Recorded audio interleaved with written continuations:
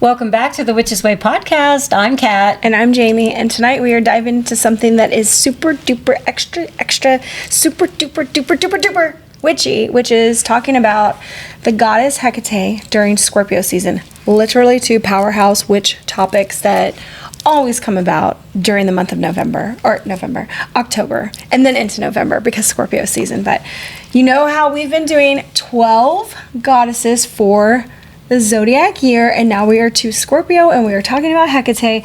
And let me introduce you to this lovely Scorpio over here, Kat. I'm lovely sometimes. Lovely with things shrouded and hidden, and you don't know what might come next, but lovely nonetheless. Lovely. Yeah. Looking very good tonight. I love this new dress of yours. I'm feeling very elegant. You know what? It is the fabric that makes it look extra refined. Yeah, it's very you definitely look like you're on a Mission Impossible thing where you're gonna go like poison the guy's drink so you can get the hard drive out of the safe type thing. Yeah, that's what she looks like right now to me, in my mind. That is what I see. That's my imagination playing out. I'm wearing my Frolic in the Woods dress. I'm not fancy at all today, but that's okay. We're two water signs on opposite spectrums, I think. Yeah, we are two water signs on opposite spectrums. I would definitely say that's true, yeah. But tonight is her night, and tonight we are going to talk about the goddess Hekate, which I want to tell you guys right off the bat, I do not like saying this name. For me, it's hard. It's not that I don't like the goddess or all the things involved, but I have dyslexia, and so I don't see things or read things or hear things the right way, and so I used to say Hekate. So I mixed it up the way that I said it. Me too. Not I mean, Hekate. I find it a somewhat difficult name to. It just seems awkward. Hekate. So it's 3 syllables. Hekate.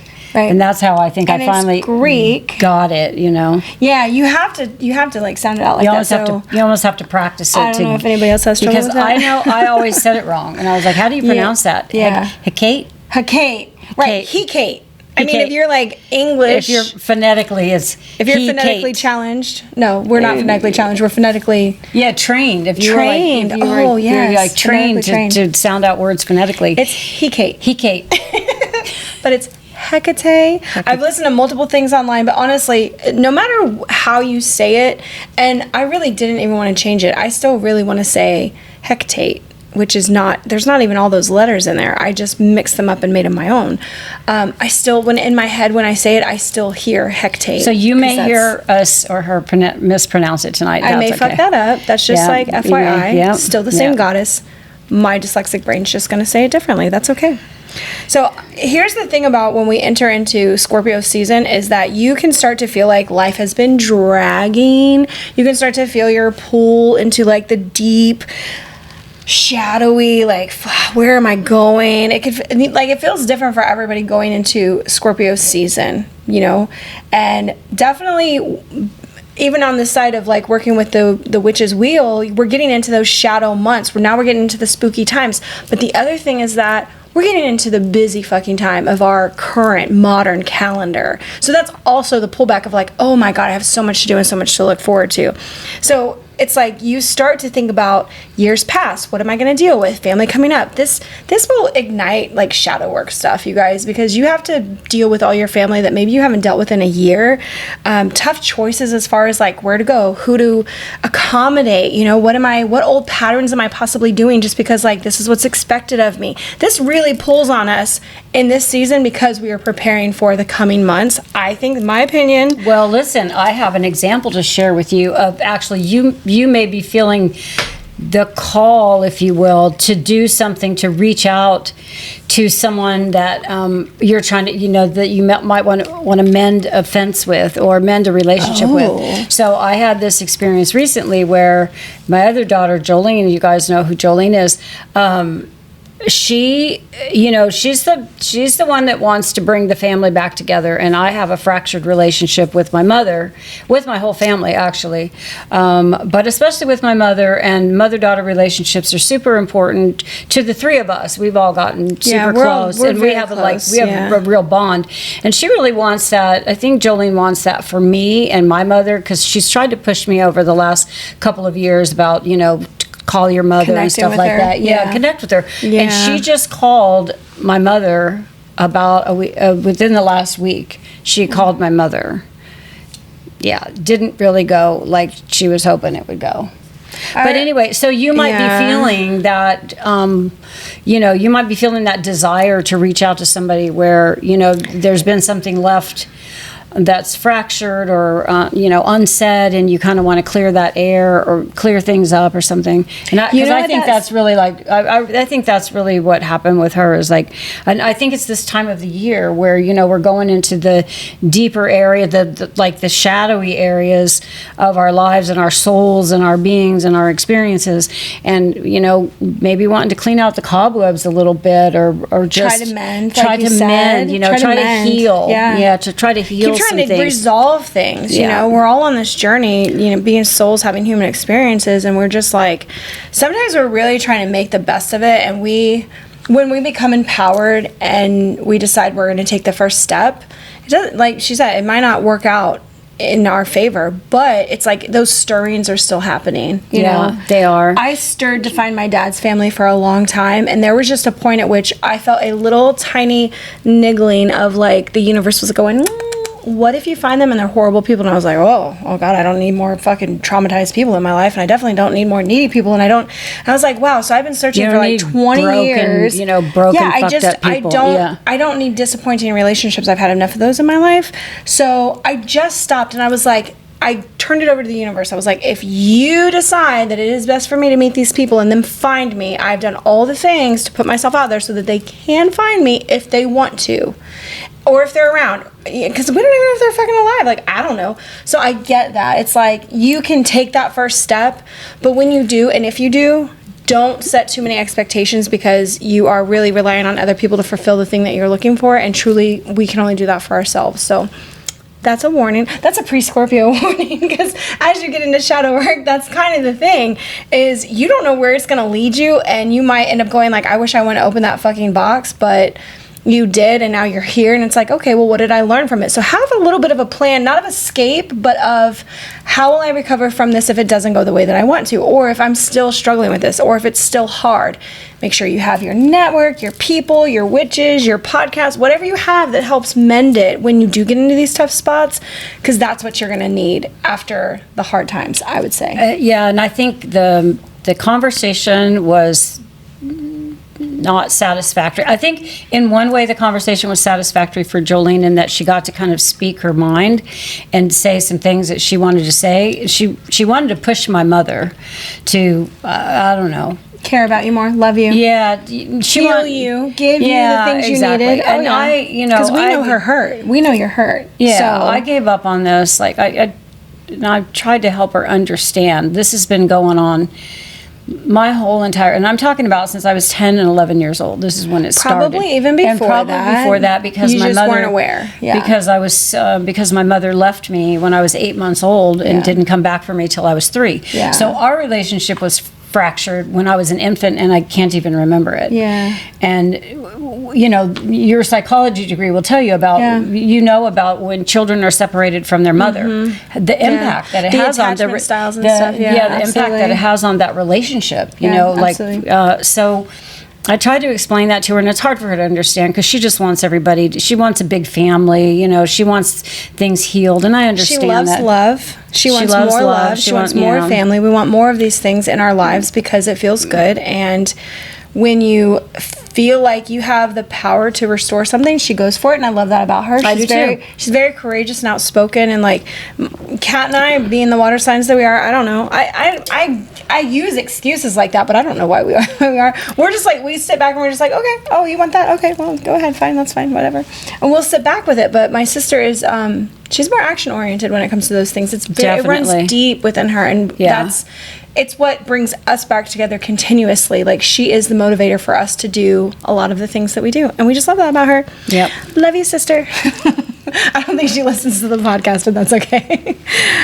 So getting off track by like 10 minutes on our opening, I just wanted to let you guys know that, we really wanted to talk to you about Hekate. Again, hard for me to say.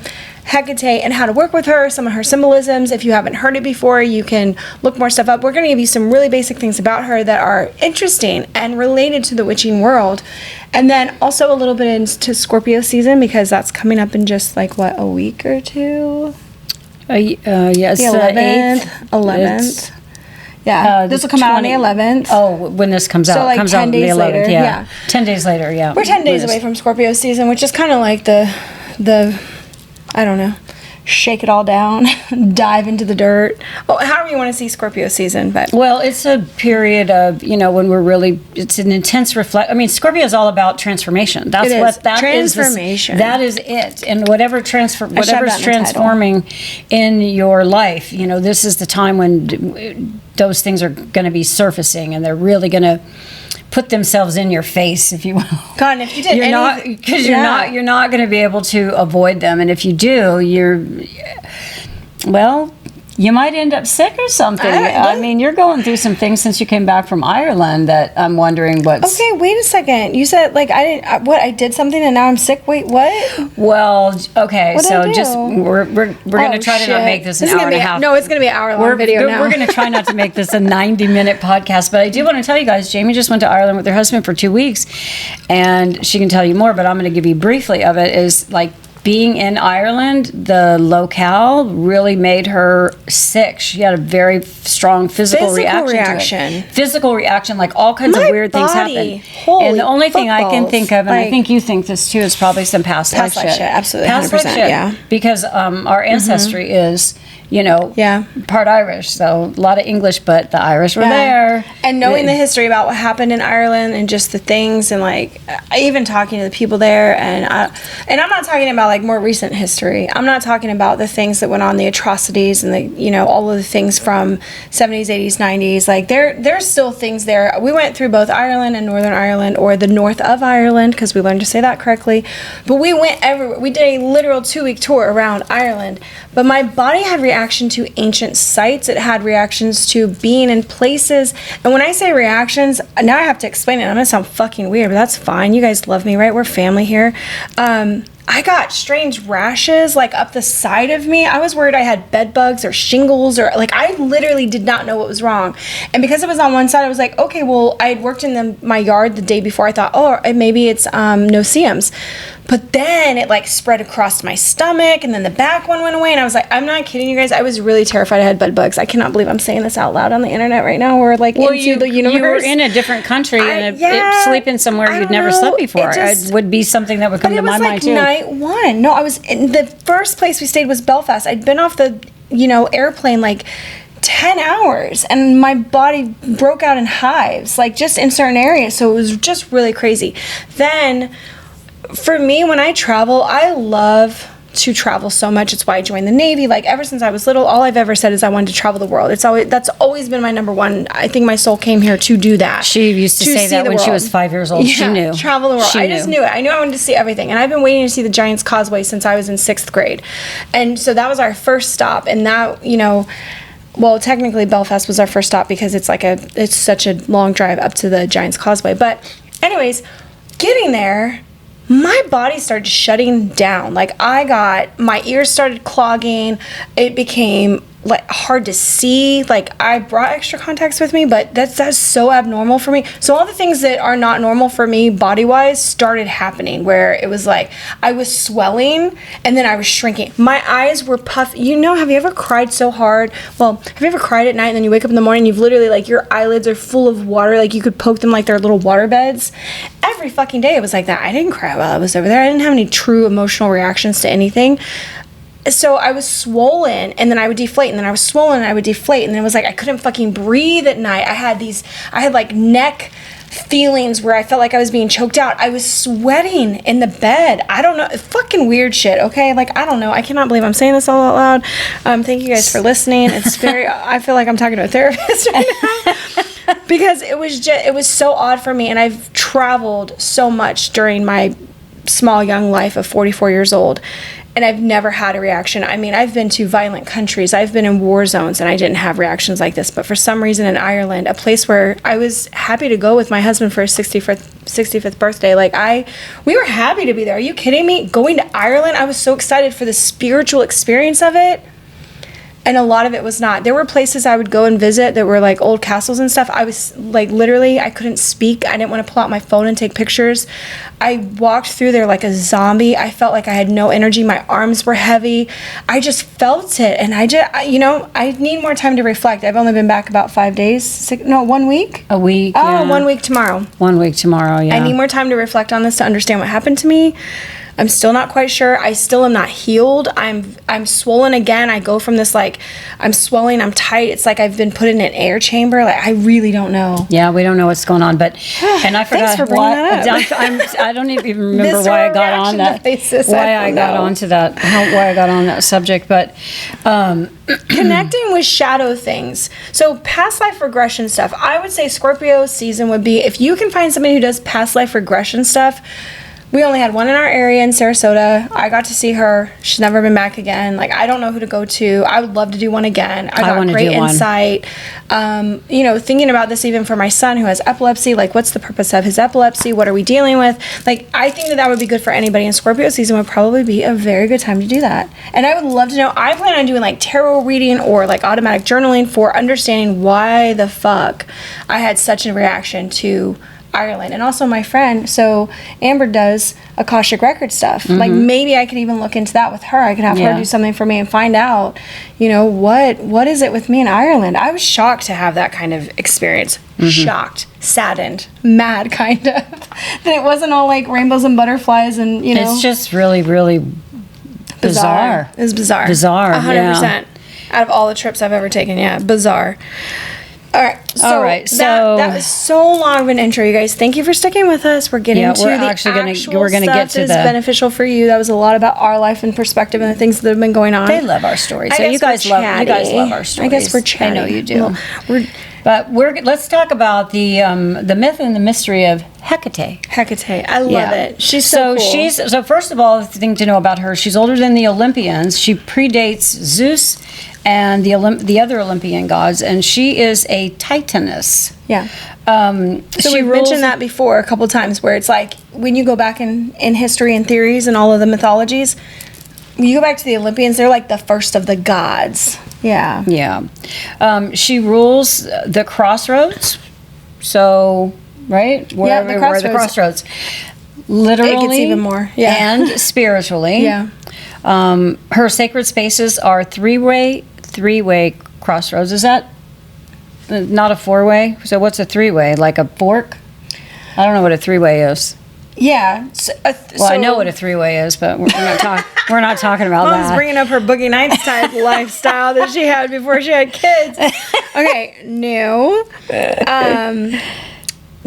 They bring in the three-way because of the three faces and the three fates, and it's really like, you know how you have on oh my gosh, what's the boards? Ouija board, where you have like yes, no, and maybe. Yeah, that would be an example of what a three-way crossroad is. Oh, it's also choices, spirits, and worlds.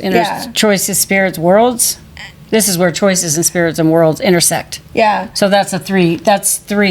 And this has to do because she's the three faces. She's the three-faced goddess. She's the three-faced goddess. Yes. She represents Mother Maiden Crone. Maiden Mother Crone. I always say them out of order. That's our dyslexia. I always say Mother Maiden, and it's Maiden Mother Crone. So she's that. She's that. Yep, that's part of her roles.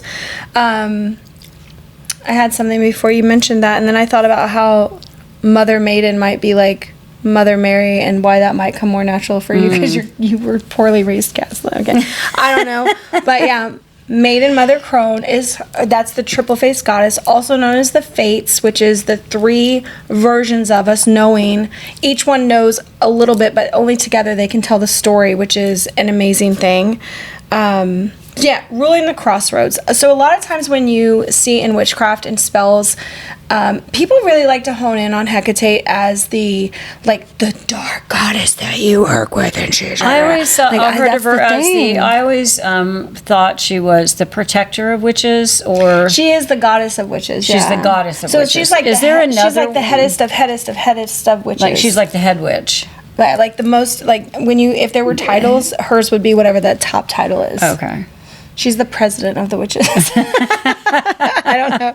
The commander, I don't know. Yeah. She rules, does she rule over the witches, or she's like more of a protector deity? I don't think, the reason I don't think that it's rulership, because we submit to her. So it's not necessarily rulership. It's like we ask for her favor. Okay. So when you're working with deities, it's usually not about you submitting to them and them ruling over you, but it is about you asking for their guidance, knowledge, benefit, favor, like come and help me, and you give them the offerings as well. Help you with the tools that they possess that are in their, that are their, like swords and torches and whatever their tools are. So we're going to quickly remind you guys of an important thing in witchcraft. We have invoke and evoke, or just a really quick little lesson again. Invoke is when you think that something lives outside of you, like Hecate's natural spiritual being, all of her tools, all of her abilities. If you think that that lives outside of you, you would then invoke her, which is asking her to like help you in your decisions, come into, it sounds weird, like you're not trying to be possessed by her, but you're asking her to kind of like guide you internally, like you're trying to absorb her from an outside perspective. If you want to evoke her, what you believe is that at the root of everything, we are all exactly from the exact same place, and that everything that has ever existed also lives in you, and you just have to awaken it. So then you would evoke that, you would bring that out of your body into the world. So you're like, you would evoke the essence of Hekate into your practice. You would bring out the side of yourself that has never seen light, been awakened, you never acknowledged before, and all you have to do to evoke something out of your body is say, I believe that it's within me to do this, and I'm going to call it forward now. So you call it forward or you call it in. Invoke and evoke. Okay. Short little lesson. The torches. No, are we at that place? Sorry, I wasn't. I was more responding rather than reading. So we were saying that I just want to go over these. We're talking about the crossroads, three-way crossroads again. So good. So places. This is where places where choices, spirits, and worlds intersect. Where witches left offerings there at night to ask for her favor or protection, and symbolically, this makes her the goddess of decision making, transitions, and transformation, which is why she is absolutely perfect for Scorpio. Yeah, because absolutely. Scorpio is all about that transformation. It's all about changing. And, I've only realized as I've gotten older and more exposure to the craft that how many times I've changed. Pluto is in my first house, you guys, my first house. So I've changed a lot. I've changed my name like 5 times in my life. My first name. That. I know, and you just changed it again. I'm ready to change it again. You just became Kitty. I saw that. Like, Kitty, So it was like, Katrina is my name, and then it was Kathy, and then it was Kat, and now I'm like, Kitty. I think I'm going to stick with that for now. Go all them. Then Cappy Ann. Yeah. Like, there's been and a lot of them. them. I keep doing these, like, changes, and I think it's just something, at times I thought it was odd, like, what's the matter with me? Why can't I settle? And I think it's because I can't settle, because I need to constantly be evolving. Because you don't need to fucking settle. But because I need to constantly be evolving and changing, and that's part of it for me, is for that identity to also have a new name. I don't think I could have stayed with the same name throughout my life. She also rearranges the furniture in her house every month, just so you guys know. I used to do that when I was young. I don't not do it so much anymore, but the thing, it's not every month now, it's like every 3 to 4 months. But what's crazy is like that habit rubbed off on my kids, and then I saw them doing it when they got their own places. I was like, oh shit, that came from me. So the Scorpio thing with that and transformations and being able to just, and you know what I think it is, it's not that it's a bad thing. What it is it's knowing that you have power over your surroundings. And I love that. For me, it was always like, that was the thing. I knew what you gave me from your little, gotta switch things up all the time, is the power to accept and go with change so effortlessly that people thought I was deranged. They were like, how can you just go from this, and do that? And I was like, well, what, doesn't everybody? Like, what? My very first therapist 150 years ago told me that, yeah, that was an exaggeration. It was only like 15 years ago now. Okay, it was 10 years ago. Told me that I was an adrenaline junkie, that I liked situations that were abnormal. And I was like, I don't understand what you mean. What do you mean? What? I was like, what? And she then asked me a series of 10 questions, and I was like, yes, I would do that. Yes, I would do that. Yes, I would do that. And because I'd been to Iraq and Afghanistan and been in the Navy and traveled the world and done this, blah, blah, it felt so normal to me that I didn't realize normal people don't do that. I was like, oh, okay. Thank you. Scorpio mother. Love it. Yes. She just, well, and you know what? I don't find that a bad thing. If you can adjust to the things that change around you and you don't get caught up and depressed and hung up and you're like, oh my God, I can't. Oh, no. I find it as a strength. And you know what's crazy is like when I was younger and raising my children, I wouldn't have wished a Scorpio mother on anybody. But now that I'm older and can reflect back and I see the end result of all of that, what I at times was kind of like a little bit of crazy, maybe a little bit of unstable. No, you had that. Okay. So it's not like all of the transformations were great. Like some of them sucked for us. Like I never went to the same school longer than 2 years.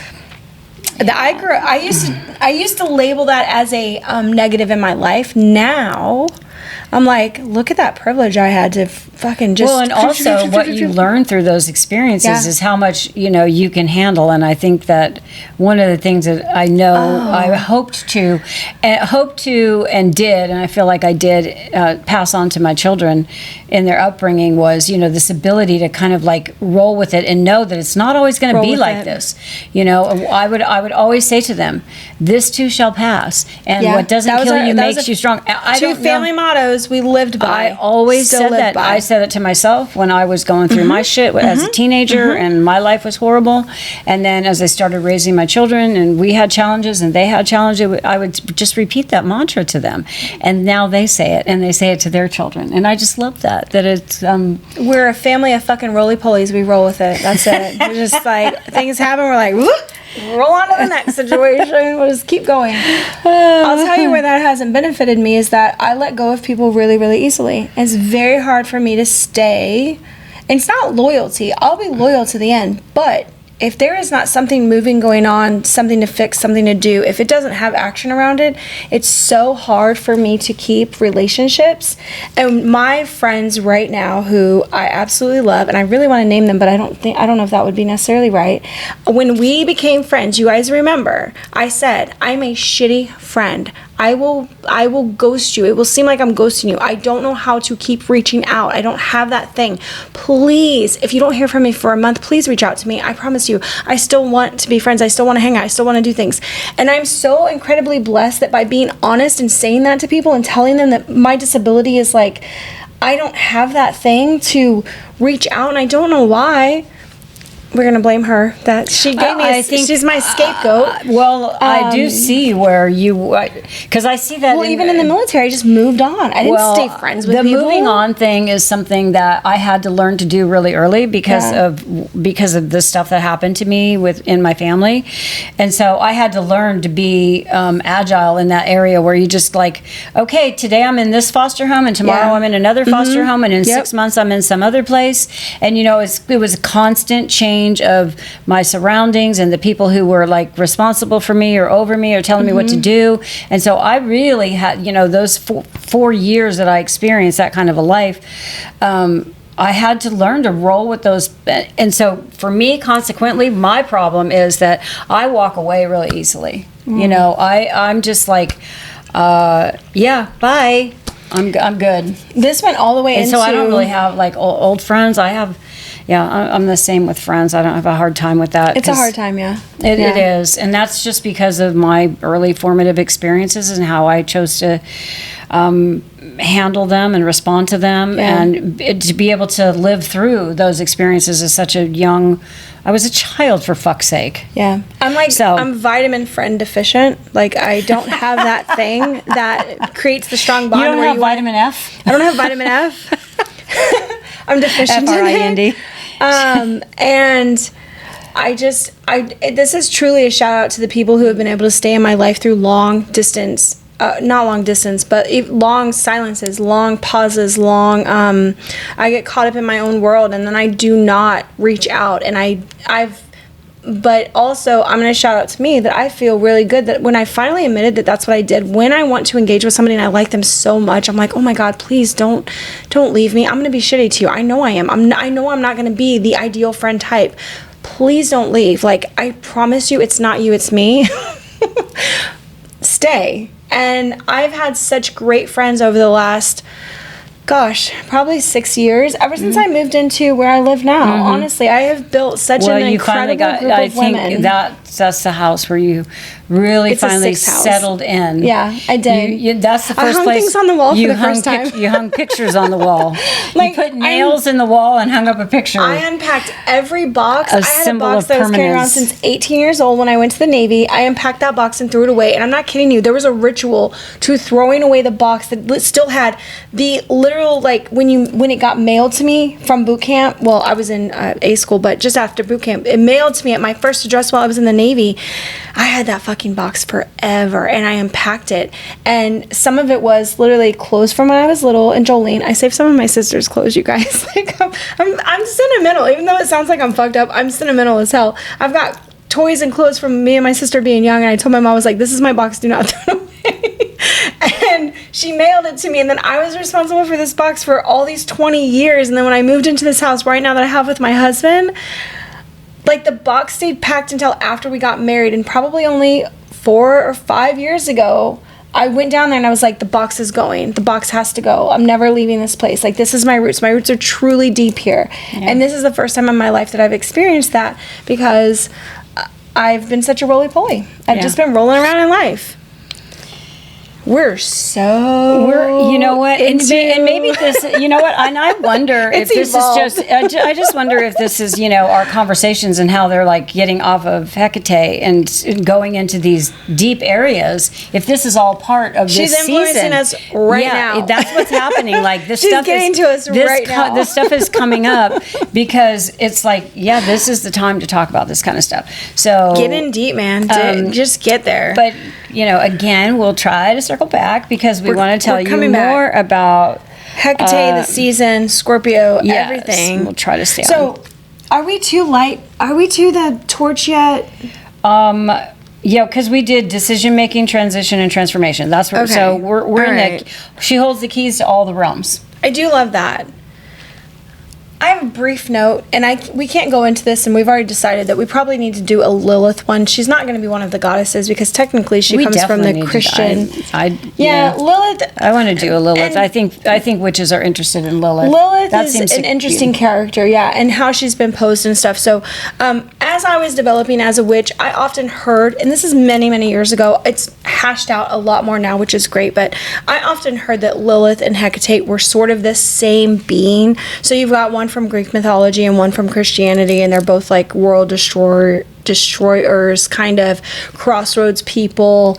They rule outside of man. Anything man-made, they rule outside of that. And so I always categorize them together, and I was like, the names felt interchangeable to me.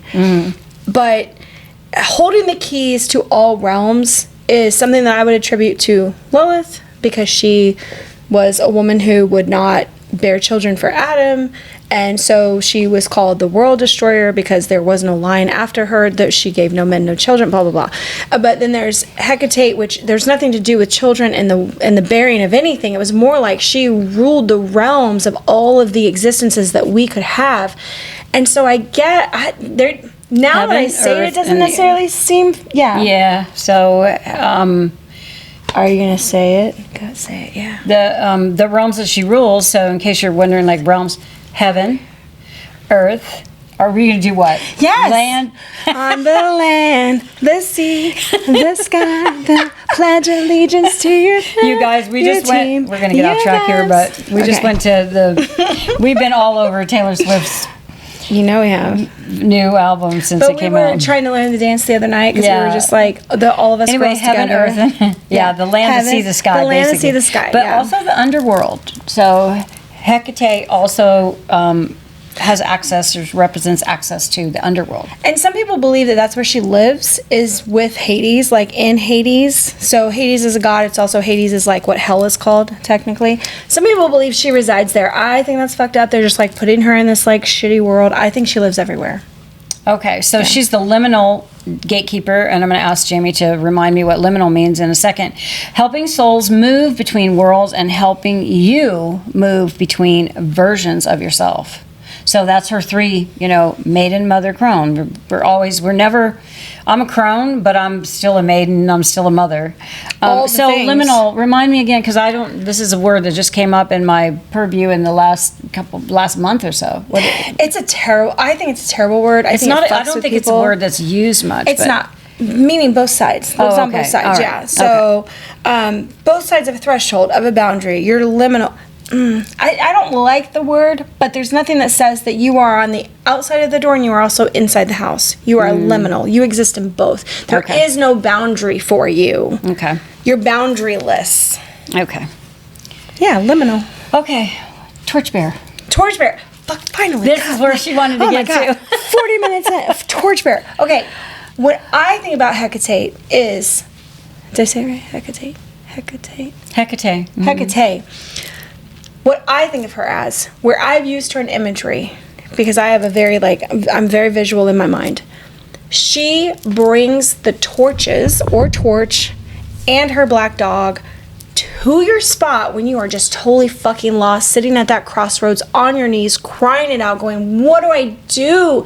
Please help me. Oh, I'm fucking anybody. Like, if you don't believe in the man god of Christianity and all the other, religions, that's just like there's one man in the sky, in the cloud, whatever.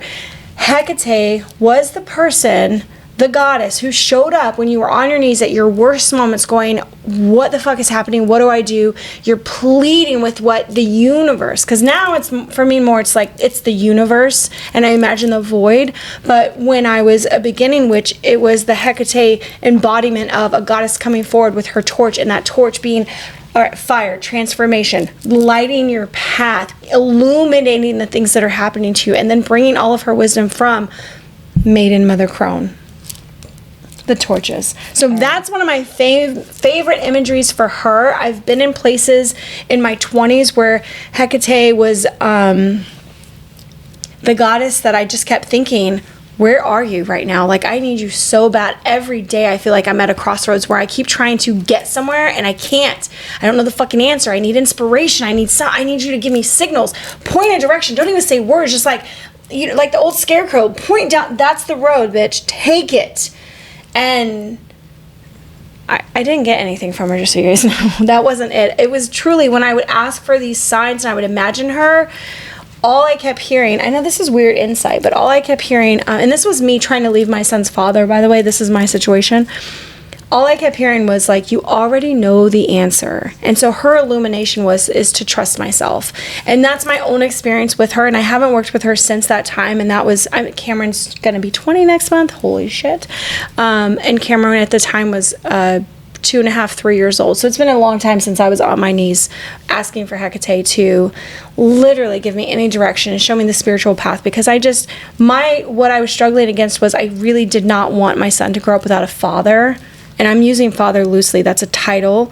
And there are people who are biological fathers, and then there are people who are dads and fathers and involved in their kids' lives, right?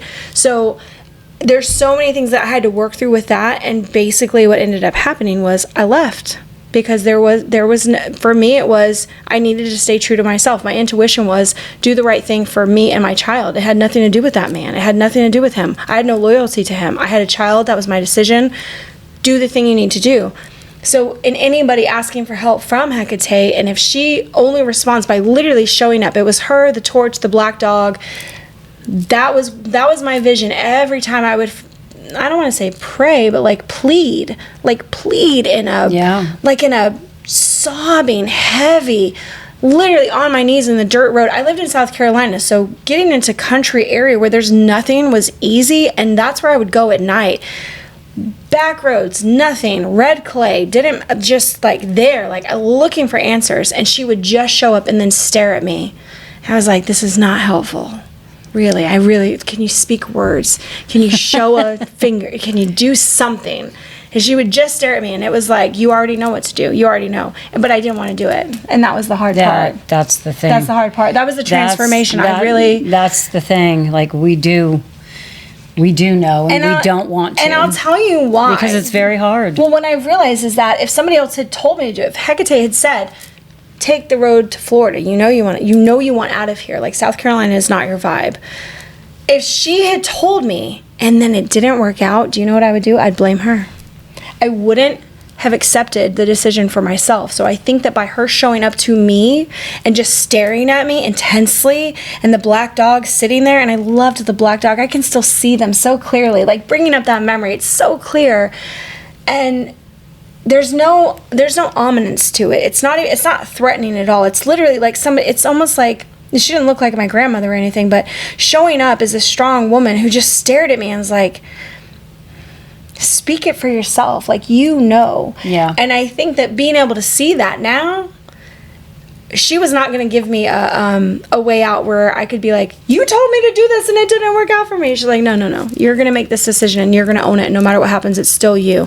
And I love that, because I felt like, not immediately, but probably 10 years later, I was like, okay, I get it. It's where I came to Florida. I met my now husband. I'm in this life. I have my mother. My whole family is here now. Like, I didn't know that. She didn't tell me any of that. She didn't say this was all going to happen. I'd never been to Florida in my life. I literally moved here never having stepped foot in the state.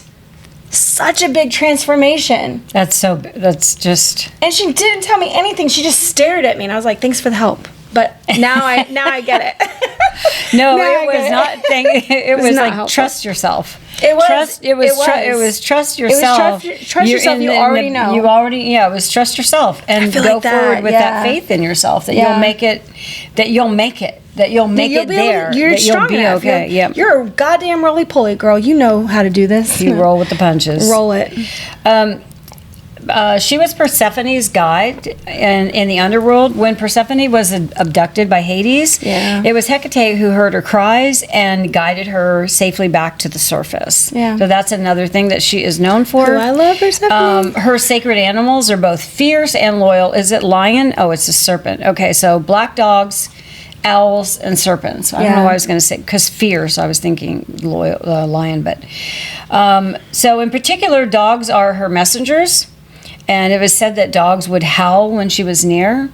And I can't tell you how many times. When I hear a dog now, I'm going to be like, hello, Hekate? Well, you know, I haven't heard this in so long. Like, I haven't worked with Hekate in so long. So, because I haven't needed to. 15 years. Yeah. More than 15 years. 2015. 2015 years. It's not quite 20 years yet, because Cameron's just going to be 20. Yeah. He was 2 or 3 years old. Yeah, he was, going on 3, I think. Yeah, okay. But that's now hearing dogs or wolves or the cries, you know, and I don't have experience with that, so I can't speak on it. The visions, though, I have the visions of Hekate. So here's a witch tip for you. If a dog barks at night during rituals or moon work, it's not always random. It might be Hekate walking by. Yeah.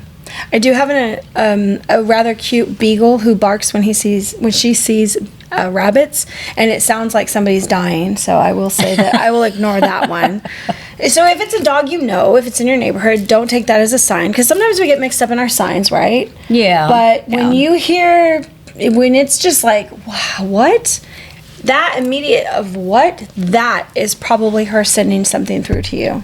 But also owls. I love that. You have so many owls. I have so many owls. Oh, so jealous. Do. Jamie has the best yard with so much nature and so much animal activity and bird activity. And I will say, writing this, I didn't know the owls were part of Hekate. Okay. So she's been with me since I moved into that house, because I've had owls nesting in my house since I moved there 7.5 years ago.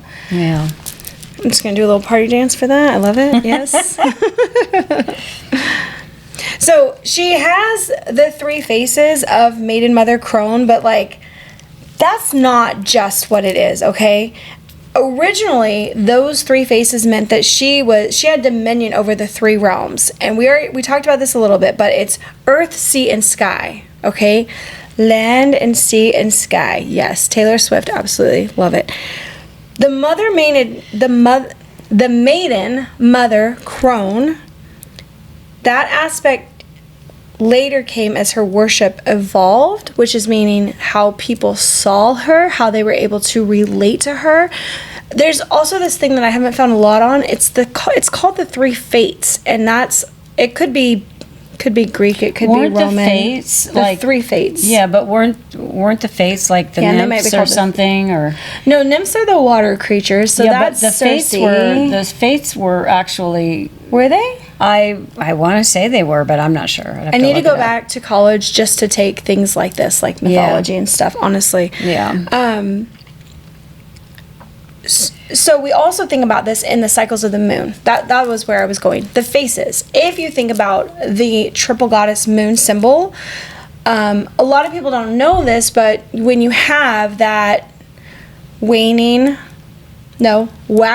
crescent, full moon, waning crescent, sorry, words are hard, that is three faces of the moon. Our divine feminine, the goddess that we see, the moon, the one that we all associate with this divine femininity, and that was part of it, is to see these three phases of ourselves.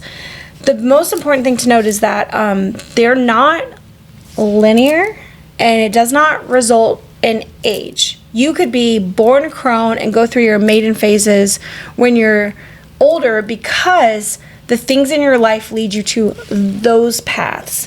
So the one misconception that I get a lot is that just because you have an age of 45 to 60, you think you're in your crone era, but you never even got into your maiden era, and you can go through those phases very, very fast. You can also regress, and you can go from, like me, I was more crone in my younger years, then I became maiden. I was crone, then I became mother, then I became crone again. I'm not sure I ever went through maiden, but it's so don't think of it as something that's linear. It's phases that we go through, and just honor each one. I was almost going to say respect each one, but really honor each one. Like whatever phase you think you're in, that's where you're at. Just roll with that. And then as you assess, reflect, and transform, you can go to another phase up and down the line. It doesn't matter.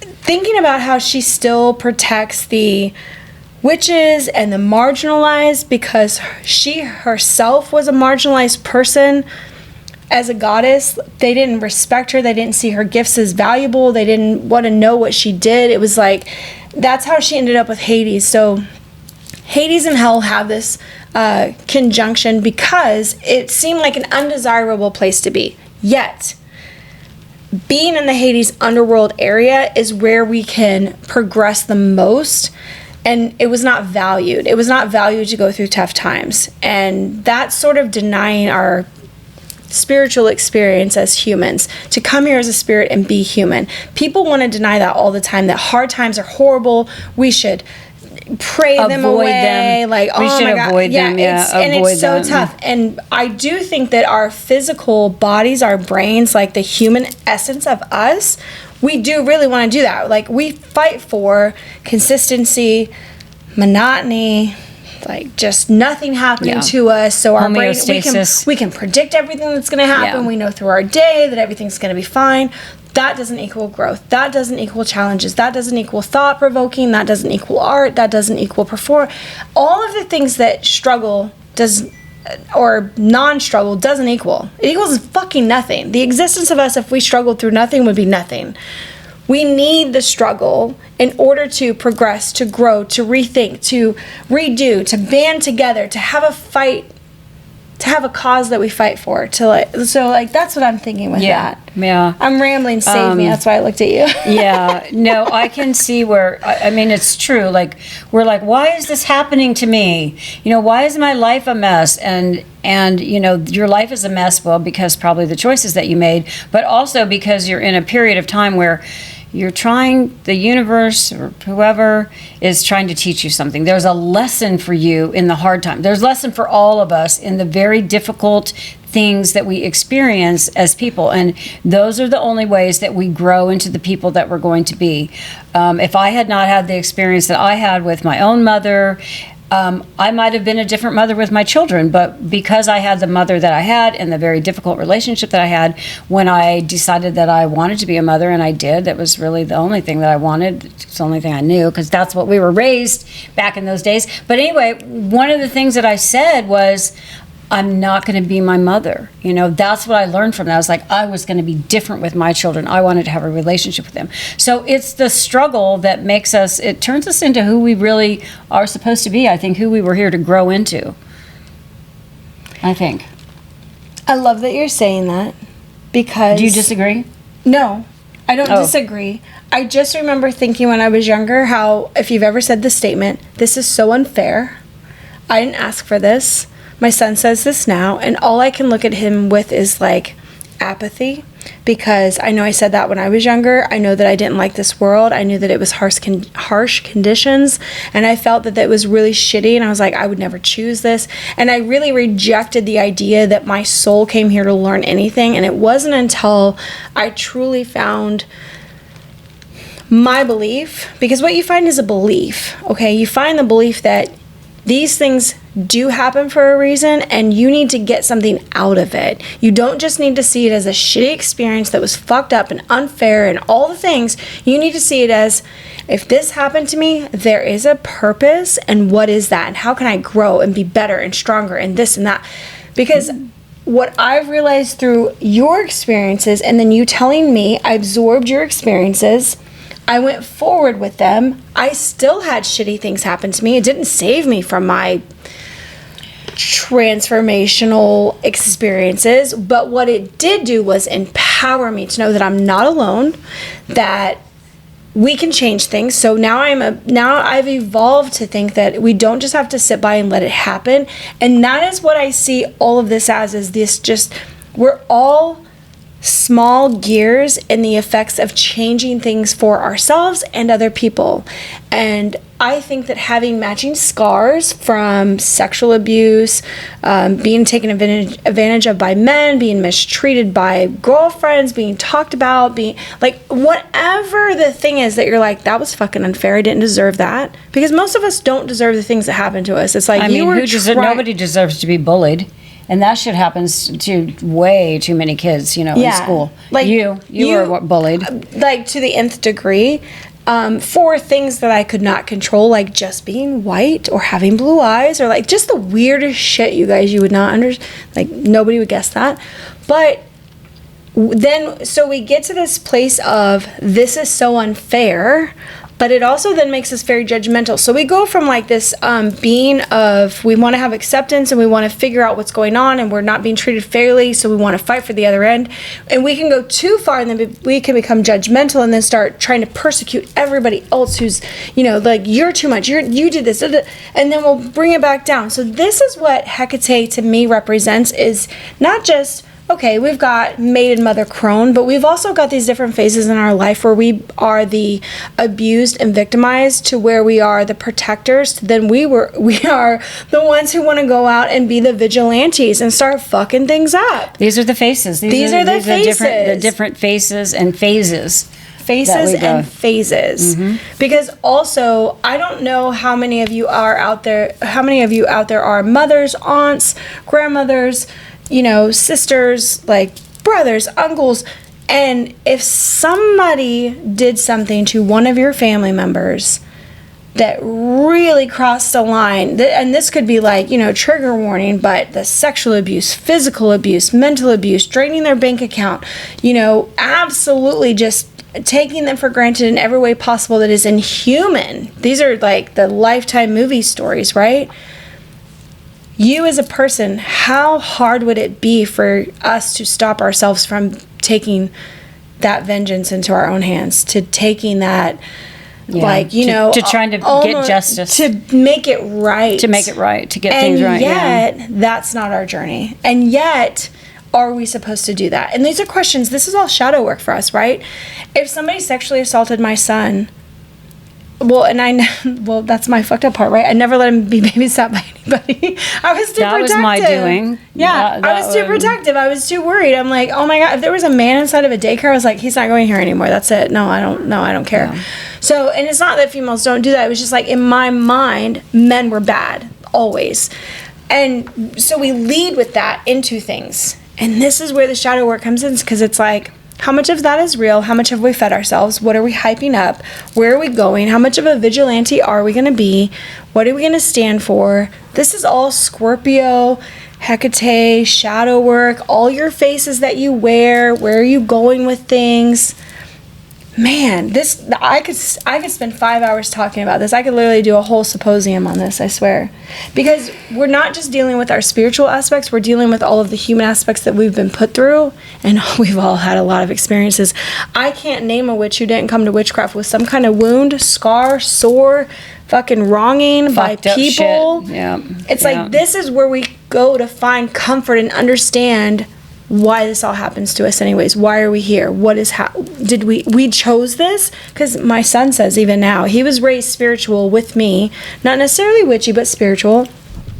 And I remind him, even with his epilepsy and all the fucked up things that go on with his condition right now, he's like, I would never choose this for me. I'm like, and I can't stop saying to him, but your soul did. Your soul did for a reason. And your soul and me, we chose each other because also I have to go through this. I have to watch you suffer. Like, this is also for me. This is also for my mother. This is for my sister who has to deal with it. This is for everybody who knows you right now, chose to be in your life, to see you go through these things. And we're all supporters of you. And like, yes, this is all fucked up. And I have no idea how it ends. You know, because he has one of the epilepsies that like 80% chance of dying more than regular epilepsy. So he has a severe type of epilepsy, and we all decided to be in his life to experience this thing with him. And he rejects that right now, but I eventually think that he'll come together with it. You think? Yeah, I do. I do too. I think so. I've had visions of it, of him. But the reason he had epilepsy is he's going to meet a girl in the hospital where he's very funny. He's a very funny guy. And he makes a joke about like, so do you come here often? I literally had this dream where he says that to a nurse and they hit it off and they exchange numbers and it forms into a relationship. Manifesting is what she's doing. No, it was a dream. It was a actual dream, sleeping dream. It was a prophetic dream then. And I told him that. I was like, oh my God, you have epilepsy because the woman that you meet is going to be a nurse and this is how it goes down. And it's like, it's so him. It's so crazy. And yeah, I don't know. Off track again. Love it. Well, we were talking about how, you know, a lot of what you touched on there, we were talking about how she protects witches and the marginalized. Yeah. I mean, all these experiences that we have where we're going out and where we experience these traumas in our lives as women, and we know as women what that means in this society for us, which, you know, it wasn't that long ago we didn't have any rights at all, and that's marginalized. That's a marginalized person. That's somebody who doesn't have the same respect and rights that other people do. So she's a protector of that. And so I think, you know, all the things that you were talking about kind of like fits in with that. Yeah. Like, it's just these different elements probably within my own life and my family's life and the things that we're going through and all the things that have happened and that you guys can probably relate with. But Hekate is that one. And you can go to her at any time for this, you know? So let's talk about her symbols really quickly. So her sacred symbols include keys to access hidden knowledge. Yep, a key. A torch. The torches. I love the torches. The torches. It's like the old torches. Not like torches like we're coming to burn the beast. No, it's like the Statue of Liberty torch. Yes, it's like the Statue of Liberty torch, yes. Yeah. So for illumination, that's for light, to light the way. Daggers for cutting through illusion. She had them on her waistband, like as a little loopy thing, yeah. Yep. So, and not for killing people and stabbing them. Nope. Although... Hey, you gotta cut cords.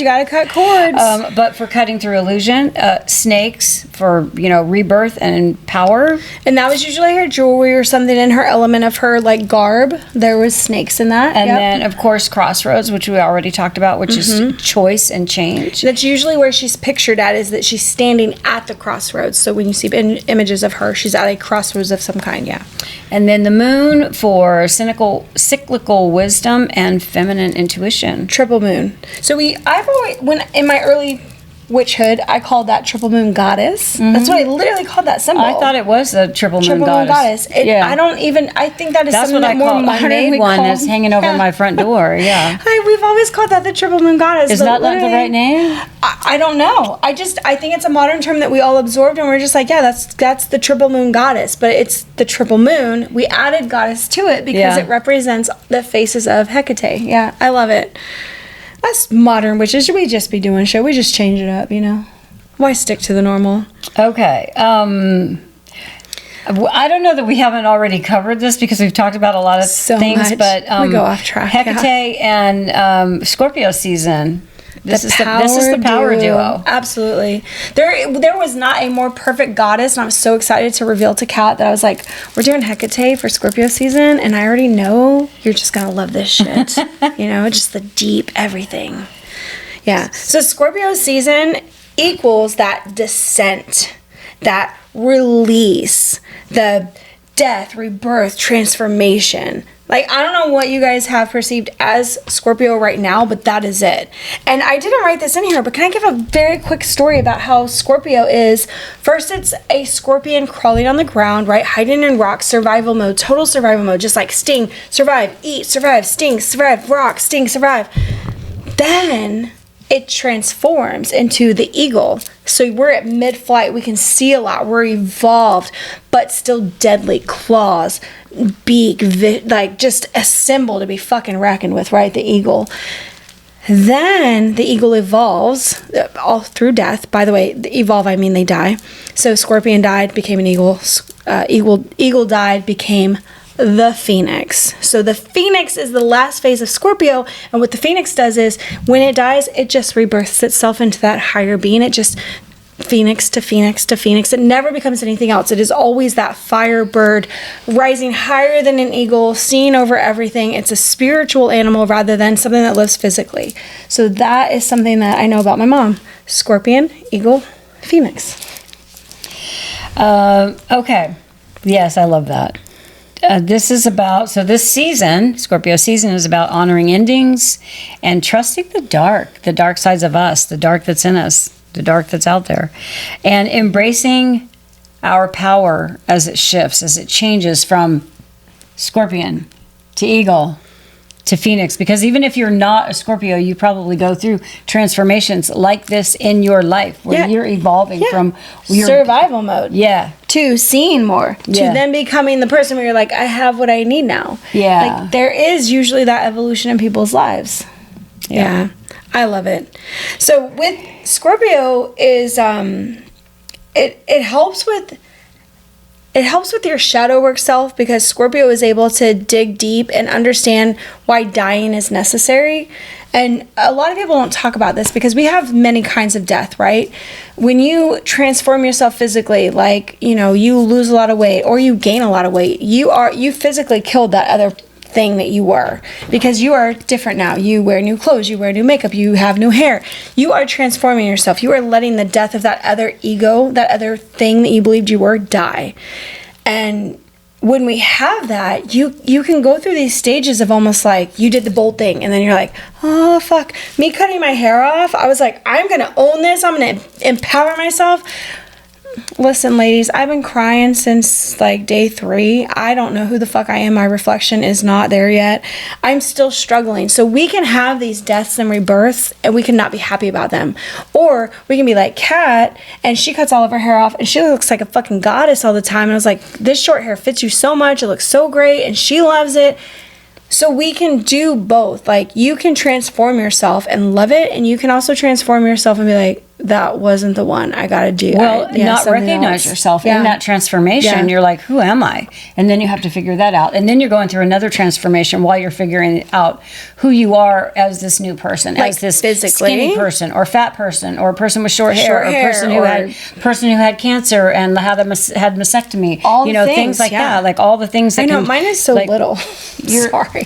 When you say that, when you say like mastectomy and cancer, like, what the fuck? My hair is just my hair. No, our hair is that. Hair is not just hair to women. I'm sorry, but I don't think so. It's not. Hair, it's our crown. It is, and it's important to us. So there's no way to just. I could probably handle a face full of acne better than short hair.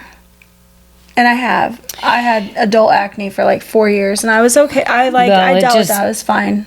Yeah. But I had long hair. So there's these things about ourselves that we think are us. We identify as us. That's our characteristic. That's our personality. That's what makes us us. Yeah. And those things can change. And all of a sudden, you're in a transformation that either you did ask for or you didn't ask for. How about losing your job, your husband, your house, your car, how about losing all your things? Who are you now? Ask yourself that question. If you lost all the physical things that make you who you are, that you define your life by right now, who are you?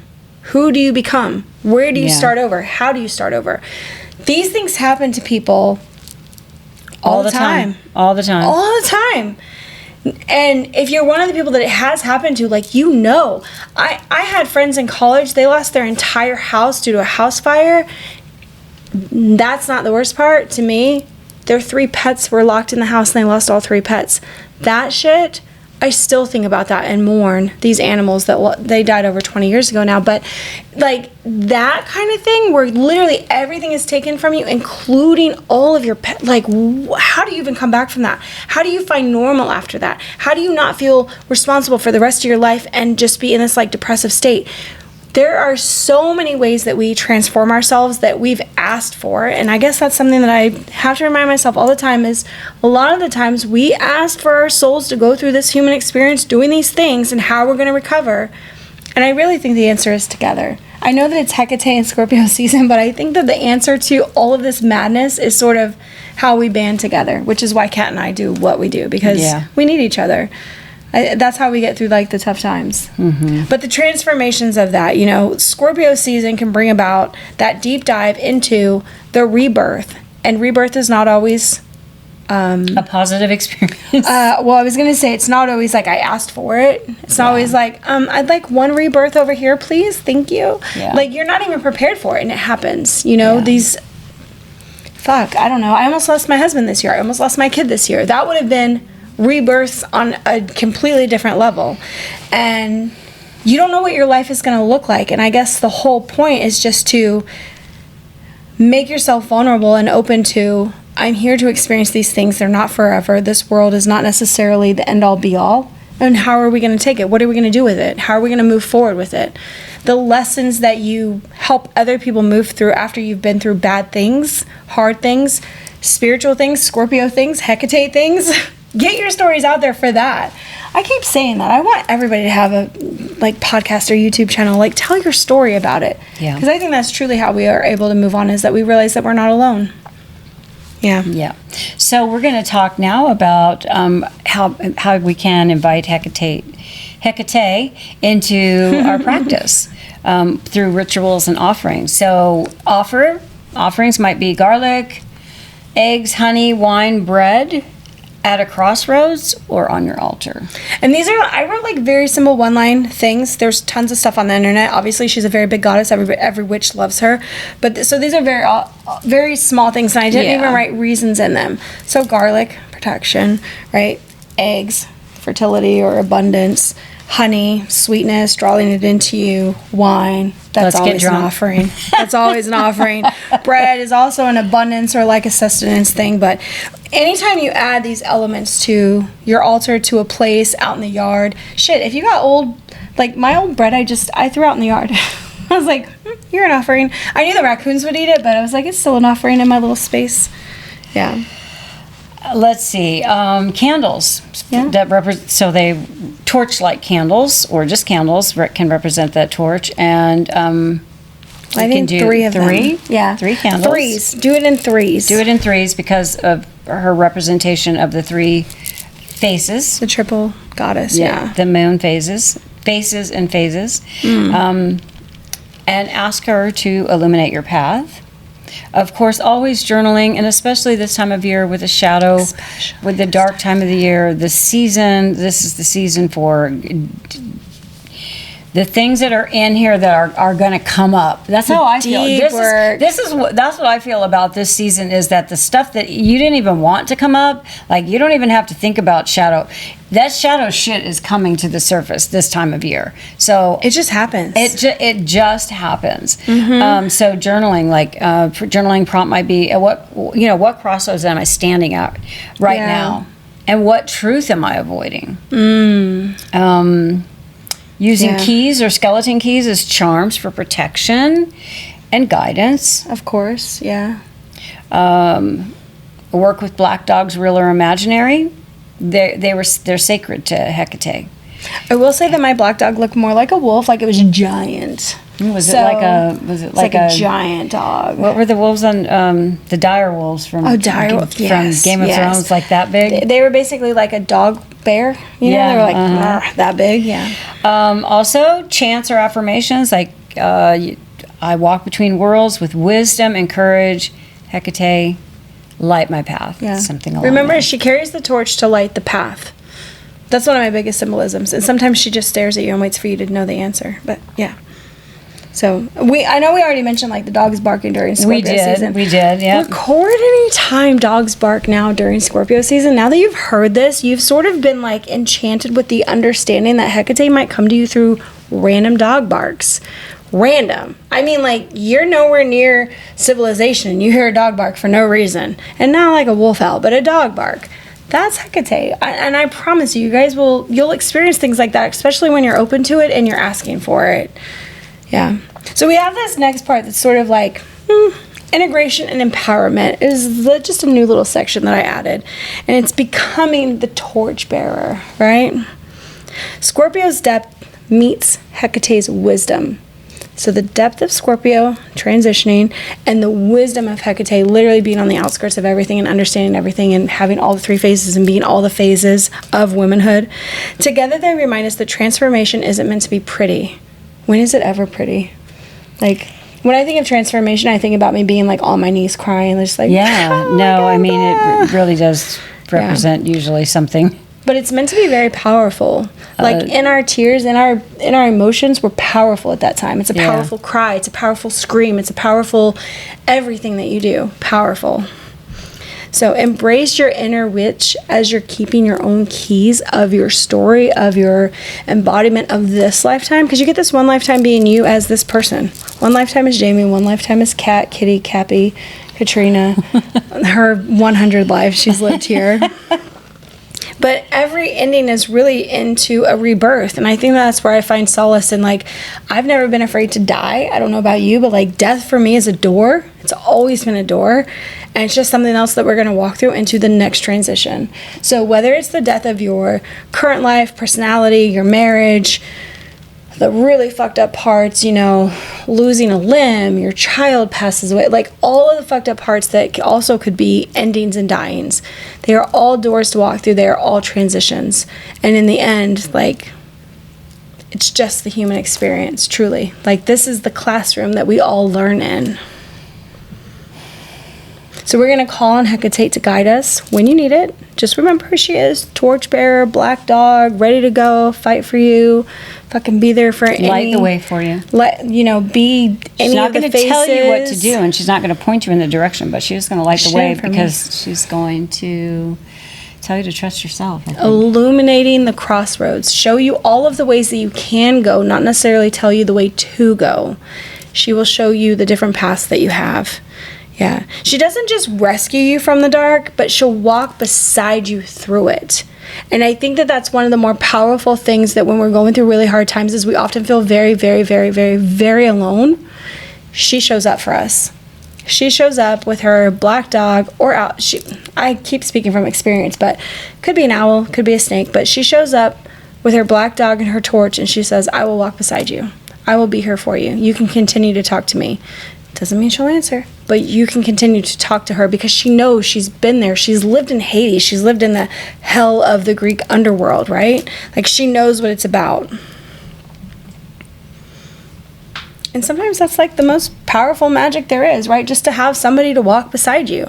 I'm so incredibly fortunate that back when did so I moved here in 2009. My sister came in 2013, and then you came in 2019. Mm-hmm. I am now surrounded by women who are on this journey with me. And before that, I was very, very, very alone. So invite people into your journey, into your story, and just be honest with them. If you have a story like me where you're like, I'm not a great friend, I don't call people back, I lose track, I get absorbed, whatever, just tell them that. And you'll have friends that literally meet you there where they're like, hey girl, just checking in on you. Like, I know you're not good at this thing. Like, it's okay. The more upfront we can be about our inabilities to sort of get in on the things, the better other people can be to be like, oh, I know you needed this. Let me check in on you. Let me be there for you. Yeah. I think that's been one of my best decisions, is to actually tell everybody my different handicaps.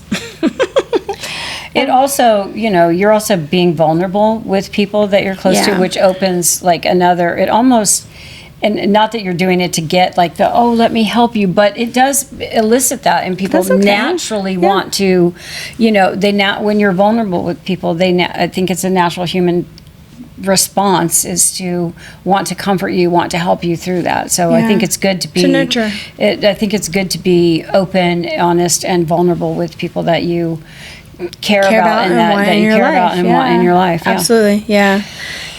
So I want you to light your candles and grab your journal and maybe set out a key or two. I don't know, pick one of the symbolisms. Candles for me are a huge thing. Candles are transformation for me. But just start the ritual of trying to connect to that deeper side if you haven't felt it yet. And even if you have felt it, do that now. This is just such the perfect time to imbibe in that. Like, does imbibe only mean drinking? No, it doesn't. Yeah. Imbibe in the Hekate Scorpio season in 10 days. No, just kidding. Whenever you want, they're always there for you. But yeah. And if you feel the veil thinning and the night air stir, say hello to the goddess who walks the crossroads. Bring your candles and your chaos, your truth and your transformation as we walk the witch's way. And we will see you next time. See you next time. Bye, witches. Bye.